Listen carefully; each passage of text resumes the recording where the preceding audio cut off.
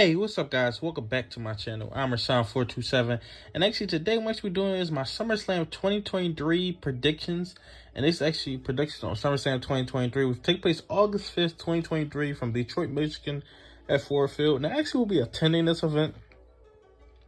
I don't know if I even said anything about it, or even talked about it, or even discussed it. I'll probably make a separate video or something like that, like a short on it, me actually talking about me attending this event and how I'll be staying and everything like that. I probably will be doing that in the near future. So stay tuned to my TikTok, definitely follow that, and my YouTube. But let's jump right into the WWE Summerslam 2023 predictions. And actually, first starting out, the first match I actually want to talk about is actually a newly announced match, and that's this Battle Royal. The SummerSlam was a Slim Jim SummerSlam Battle Royal is what it actually is, I believe. Slim Jim SummerSlam Battle Royal. And I mean, this is just to get a bunch of people on the card, to be honest. We're just going to be honest. That's just what it's for. LA Knight would have to win this. I doubt they would give any opportunity of anything to the person who actually wins this. I think just be a worthless Battle Royal. I don't think you'll get a title shot or anything like that. I just don't believe it at all.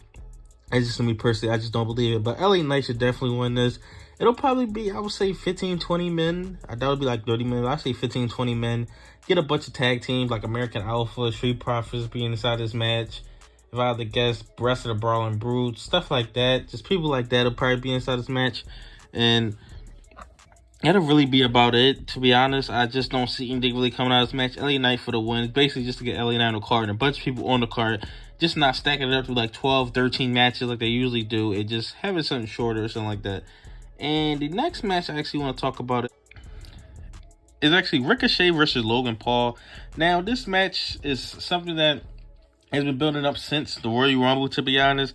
And I thought they was going to fight at Mania, but they actually didn't do that. They didn't give Ricochet that spotlight. But actually here, and this can really catapult Ricochet to where he actually wants to be. And for him to take that next step, because he hasn't really taken that next step, to be honest.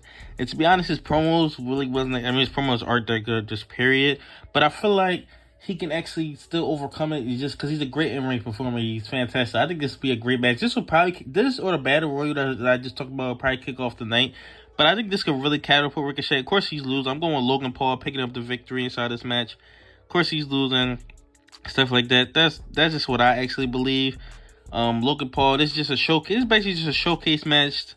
Has a crowd into it. I actually heard that this was the only reason he did this was to get a viral moment out of it, which makes sense. They just want the clicks, the likes, and stuff like that. But I think if you have Logan Paul pick up the victory, I think this can really catapult Ricochet to that next level and get him to that next point.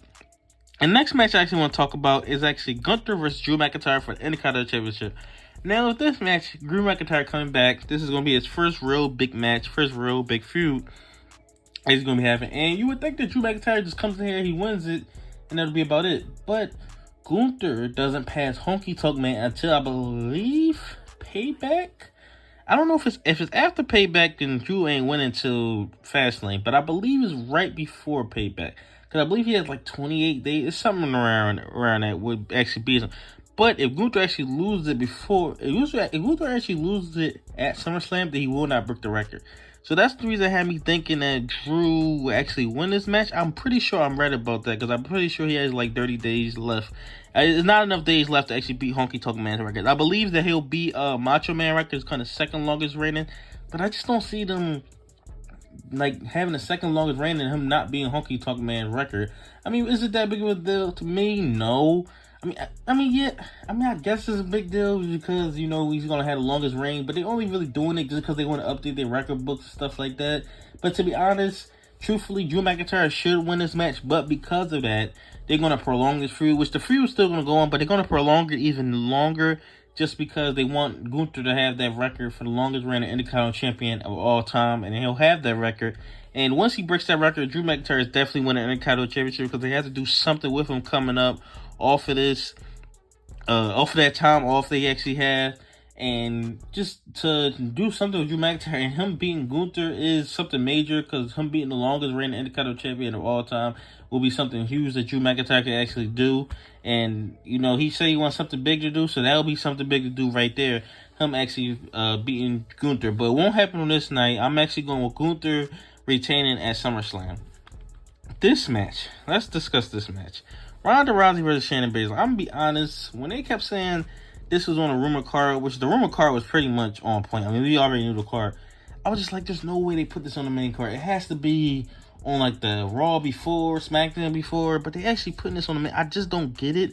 And if they don't put Rhea Ripley on a card, like, you really put this over a Rhea Ripley match, and I just have no interest inside this match. I just don't care.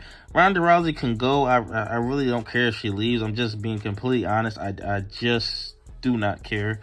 Shayna Baszler hasn't done anything on main roster. I liked her in NXT when I used to watch NXT. But that's all I got to say about this match. Shayna Baszler, I mean, I don't know how long they're going to have this feud going on. It just depends on how long Ronda Rousey stays. People talking about she's staying to WrestleMania 40. So if she's staying to WrestleMania 40 and that'll be our last match, then I guess she could win this match and they prolong this feud. I don't know. I'm just going with Shayna Baszler picking up the victory. This might be Ronda Rousey's last match. But does anybody really care? No, she can leave. It really does not matter to me at all whatsoever. The next match I actually want to talk about is Asuka versus Charlotte Flair versus Bianca Belair for the WWE Women's Championship. Now, when I thought about this card, I was like, this card is pretty easy to predict. But then when you get to this match, it's just like, I don't know. Because you're going to say Asuka should retain. Then you might say you might give it to Charlotte and have her hold all the way to Mania or something like that. Then you can say give it to Bianca. I don't think they're going to give it to Bianca, so I'm going to cross her out. But then I just don't see Asuka walking out as the champion. I just don't. I don't know if Io Scott will cash in. That'll be something. But she might fail to cash in. We really don't know. But I'm gonna go with Charlotte because I just don't see Asuka walking out as the champion. I just have a feeling about it that I don't know who's gonna walk out as champion, but I don't know what's gonna happen with this because we got 2 Money in the Bank variables, and we'll talk about the next match too. But I just don't see Asuka walking out as the champion. I might be wrong about that. I want her to have a longer title reign, but I just do not see her walking out of SummerSlam as champion. I don't see Bianca neither. I see Charlotte or Io Scott. I'm gonna go with Charlotte. I'm gonna go with Charlotte. I'm going to Charlotte picking up the victory because they want her to reach 16 title reigns. What's she at? 14. So even if she wins it and then get cashed in on, which I believe she's like the most cashed in on person of all time, but I'm going with Charlotte Flair. I mean, I can see Bianca. I see Charlotte or Io Scott, but I'm going with Charlotte walking out of SummerSlam as the WWE Women's Champion. I just don't see Asuka coming out as champion, especially the way she's been treated in the last couple weeks and stuff with them not even really mentioning her. It's all about Charlotte and Bianca, which they're not going to book that match for SummerSlam. They're going to wait till Mania to book that match. They're going to slowly build that up, but I just don't see Asuka walking out as the champion. Moving on to actually the next match, and I actually have Seth freaking Rollins versus Finn Balor for the World Heavyweight Championship. This is another one. I do not see Seth Rollins walking out as the champion. Before I was like, they're going to have Seth Rollins a long title reign. Then I'm thinking no, I don't see it. I really feel like it's Finn Balor's time. Now, how long does Finn Balor hold it? I don't know. That's up in the air. But I really feel like Finn Balor's going to win this match and come out on top. And if you think about it, they don't always need a title change. But usually for big shows, they like a title change. And if you look at it, what titles can really change hands? There's not that many championships on the line. Any kind of championship, Roman ain't losing. So it's either out of these two, the WWE Women's Championship or the World Heavyweight Championship, and I see either one of these going to change hands. But I'm going to go with Finn Balor actually picking up the victory inside this match. Whether Damian Priest cashes in on him tonight, not tonight. On that night, that will be up in the air on what happens with that. So we'll just have to see that. I'm going to go with Finn Balor. I'm going with Finn Balor winning and a very possibility of Damian Priest actually cashing in on this night. I can see Damian Priest cashing in way more than Io Scott actually cashing in, and Damian Priest actually walking out, and then Finn Balor actually wins it but then loses it, and that causes the full ascension of Judgment Day. But I'm definitely going to go with Finn Balor picking up the victory, winning the World Heavyweight Championship. I mean, I would like Seth Rollins to have a longer title reign, but I just really got the feeling that Finn Balor is walking out as the champion. And let's get into pretty much, I guess you call it a double main event. Now, it's Cody Rhodes versus Brock Lesnar match. Now, I'm shooting this before Monday Night Raw. There's still no stipulation. I don't know why they haven't still announced a stipulation. I mean, if they don't announce it on Monday, I don't know what stipulation it could be. Dog collar match. They said on like that strap match. I mean, it really could be anything. Hell in a Cell, steel cage. anything. I mean, they said they was going to add a stipulation to Ronda and Shayna. They still haven't done that. But I feel like that. I don't know if they think it's going to take away from the tribal combat match, but they have to add a stipulation to this match. If they don't add a stipulation match, this will kill all the momentum of this feud. Even though Cody Rhodes is going to win, but you got to add something else too. We've seen 2 singles bouts already. We have the submission match, anything. We just need something to add something to this match at this point, because we've seen this twice already, and it's not going to go longer than 10 minutes anyway.